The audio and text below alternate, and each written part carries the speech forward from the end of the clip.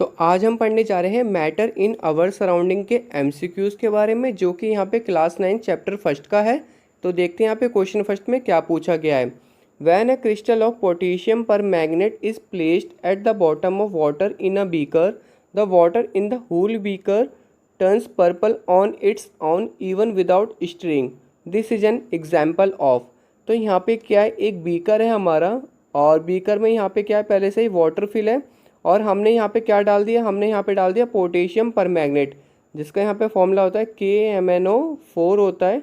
ठीक है, हमने यहाँ पे क्या डाल दिया, पोटेशियम पर मैग्नेट डाल दिया, जो कि यहाँ पे क्या होता है, पर्पल कलर का होता है। किस कलर का होता है, पर्पल कलर का होता है क्रिस्टल। अब ये करेगा क्या, ये अपने आप पानी में घुल जाएगा, और विदाउट इसको यहाँ पे स्टिर करे। स्टिर करने के लिए हम यहाँ पे क्या लेते थे, ग्लास रोड रहते थे, और इसको यहाँ पे पूरे पानी में क्या करते थे, फेरते थे, जिससे कि जल्दी घुल जाए। बट यहाँ पे विदाउट ग्लास रोड की हेल्प से ये क्या होगा, अपने आप ही मिक्स हो जाएगा वहाँ पर। तो यहाँ पे बताना है वो किस वजह से होगा, और यहाँ पे एग्जाम्पल बताना है उसका क्या हो सकता है। पहला यहाँ पे बोला गया है डिस्ट्रीब्यूशन, बी इंट्रूजन, सी डिफ्यूजन, या डी इफ्यूजन। जो यहाँ पे दो पार्टिकल्स आपस में बिना किसी हेल्प के यहाँ पे मिल जाते हैं, उसको हम यहाँ पे क्या बोलते हैं, डिफ्यूजन बोलते हैं। तो इसका हमारा यहाँ पे क्या होगा, सी ऑप्शन सही होगा। अब देखते हैं यहाँ पे क्वेश्चन नंबर सेकंड में क्या पूछा गया है। Which one of the following statement is correct in respect of fluids. तो यहाँ पे कौन सा स्टेटमेंट सही होगा, यहाँ पे फ्लूइड्स की अगर बात करें तो only gases behave as fluids. तो यहाँ पे गैसेस क्या होते हैं, यहाँ पे फ्लूइड्स के तरह बिहेव करते हैं, ये तो हमारा ट्रू है। बट यहाँ पे और भी हो सकता है, तो देखते हैं यहाँ पे बी पॉइंट बोला गया है, gases and solids behave as fluids. तो गैसेस यहाँ पे करता है बट सॉलिड नहीं करता। सी में बोला गया है gases and liquids behave as fluids. तो यहाँ पे गैसेस भी करता है और लिक्विड भी करता है, तो ये हमारा सी ऑप्शन सही होगा। ए ऑप्शन में सिर्फ हमें गैसेस दे रखा था। डी ऑप्शन में बोला गया ओनली लिक्विड्स आर फ्लूइड्स। तो यहाँ पे दो ऑप्शन हमारे सही होंगे, गैसेस एंड लिक्विड्स, क्योंकि दोनों को जहाँ पे इंटरमोलिकुलर फोर्सेस जो अट्रैक्शन होता है वो काफ़ी कम होता है, जिसके वजह से ये फ्लो कर पाते हैं।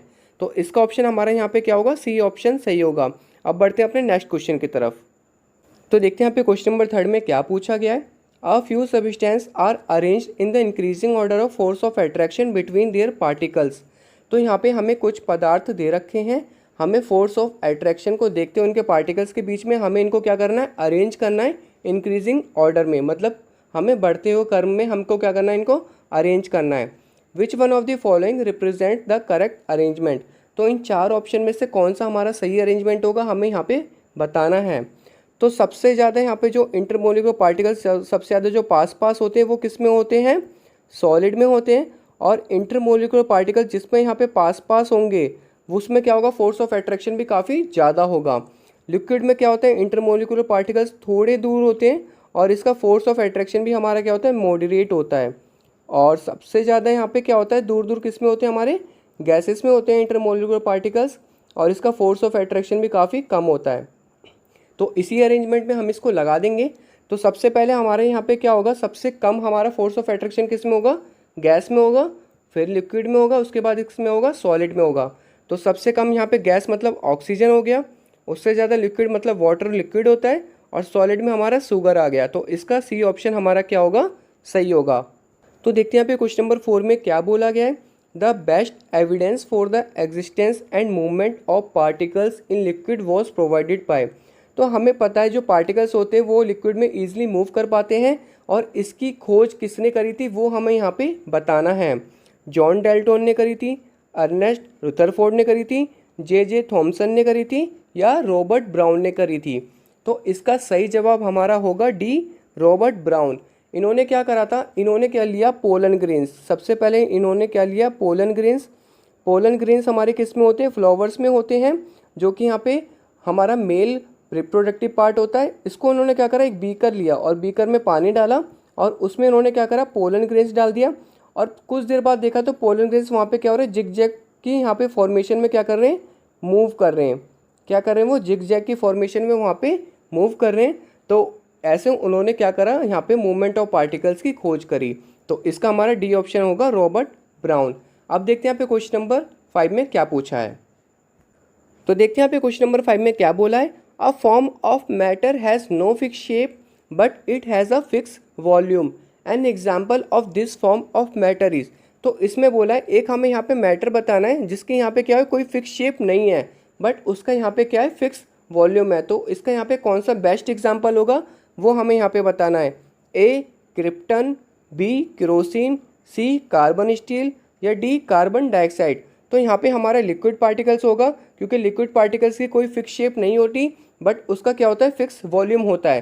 तो यहाँ पे लिक्विड में कौन पाया जाता है, हमारा बी केरोसिन पाया जाता है। तो इसका हमारा सही ऑप्शन बी होगा। अब देखते हैं यहाँ पे क्वेश्चन नंबर 6 में क्या बोला है। In which state of matter the process of diffusion is fastest. तो यहाँ पे कौन से स्टेट्स ऑफ मैटर में, कौन से यहाँ पे पदार्थ में जो यहाँ पे डिफ्यूजन का रेट है वो यहाँ पे क्या हो जाएगा, तेज हो जाएगा। लिक्विड में, गैसेस में, सॉलिड्स में या सेमी सॉलिड्स में। तो इसका हमारा बी ऑप्शन सही होगा, गैसेस में, क्योंकि गैसेस के पार्टिकल्स यहाँ पे क्या होते हैं, बहुत तेज़ी से मूव करते हैं और यहाँ पे पार्टिकल्स आपस में मिक्स काफ़ी तेज़ी से होते हैं। तो इसका हमारा बी ऑप्शन सही होगा। अब देखते हैं यहाँ पे नेक्स्ट क्वेश्चन। तो देखते हैं यहाँ पे क्वेश्चन नंबर 7 में क्या पूछा गया है। During the evaporation process the heat is. तो जब यहाँ पे इवापोरेशन प्रोसेस होता है तो हीट का वहाँ पे क्या होता है वो हमें यहाँ पे बताना है। एब्जॉर्ब होती है, इवॉल्व होती है, फर्स्ट एब्जॉर्ब देन इवॉल्व या D initially evolve and then absorb. तो इसका यहाँ पे सही ऑप्शन होगा एब्जॉर्ब। जब भी यहाँ पे कोई इवापोरेशन की प्रोसेस होती है तो हीट वहाँ पे क्या होती है, एब्जॉर्ब होती है, जिसके वजह से वहाँ पे क्या होता है, ठंडा ठंडा महसूस होता है। तो इसका ए ऑप्शन हमारा क्या होगा, सही होगा। तो देखते हैं यहाँ पे क्वेश्चन नंबर 8 में क्या पूछा गया है। The gas can be liquefied by. तो गैस को हम यहाँ पे लिक्विफाइड कैसे कर पाएंगे। तो हमें यहाँ पे 4 ऑप्शन दे रखे हैं। लोअरिंग टेम्परेचर एंड प्रेशर, क्या हमें यहाँ पे टेम्परेचर और प्रेशर को दोनों को यहाँ पे कम करना पड़ेगा। तो ये ऑप्शन हमारा गलत है।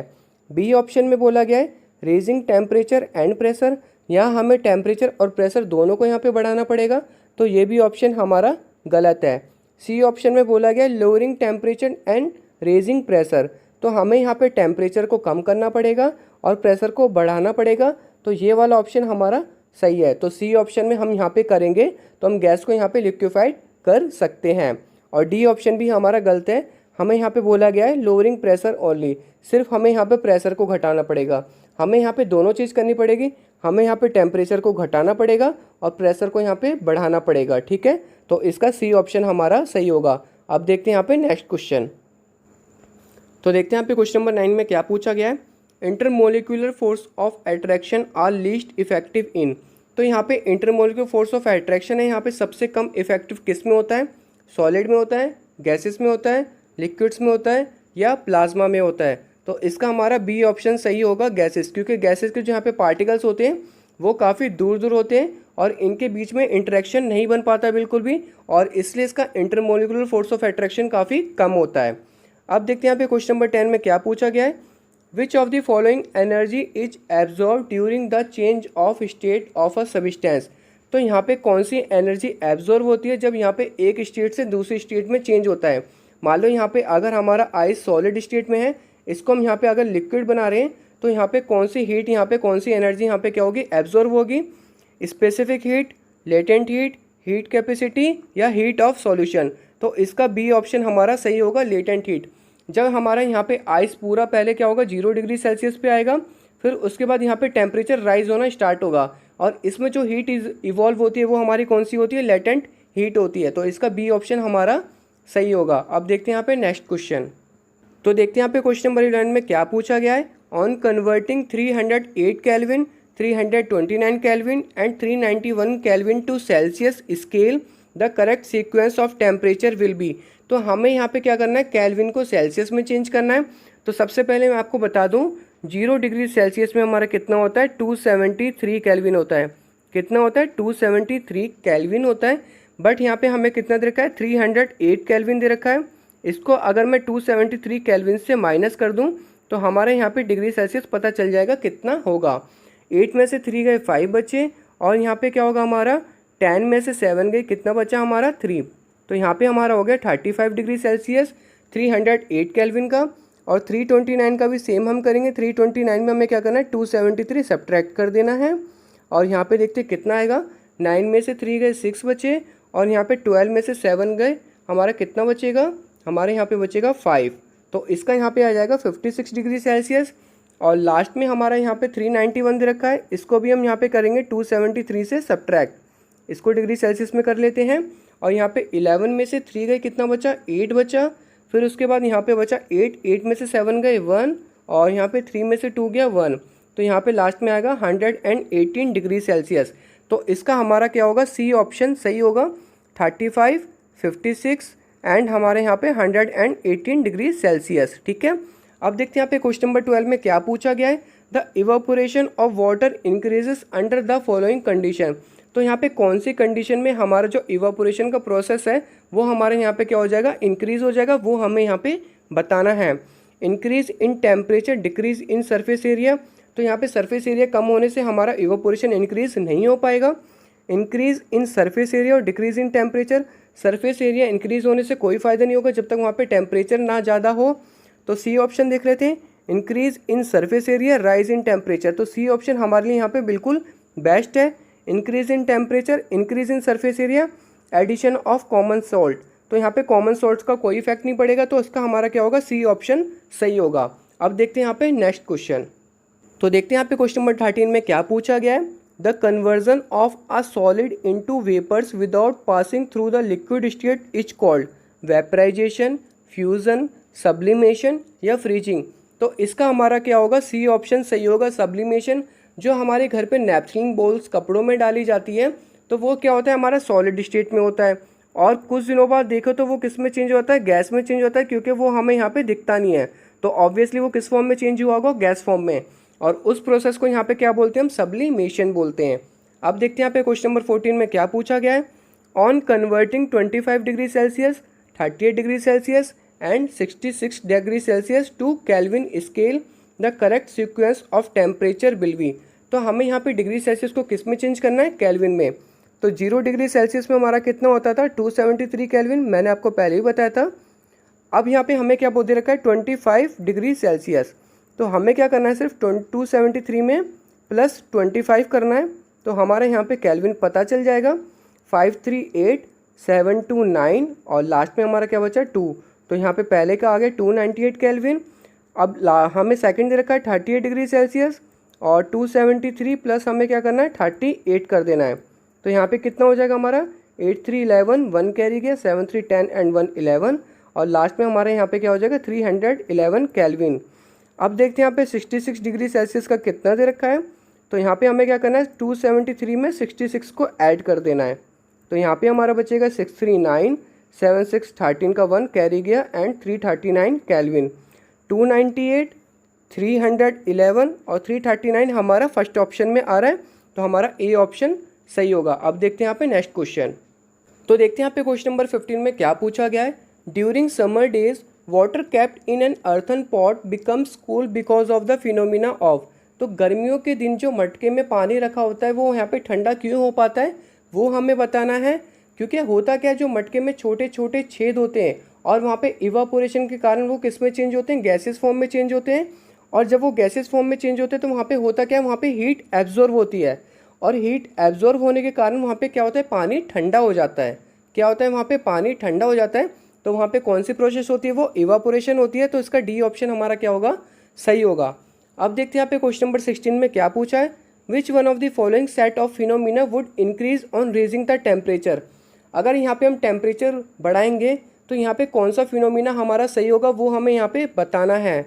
Diffusion, evaporation, compression of gases, evaporation, compression of gases solubility, या C evaporation, diffusion, expansion of gases, या डी इवापोरेशन, सॉल्युबिलिटी, डिफ्यूजन या कंप्रेशन ऑफ गैसेस।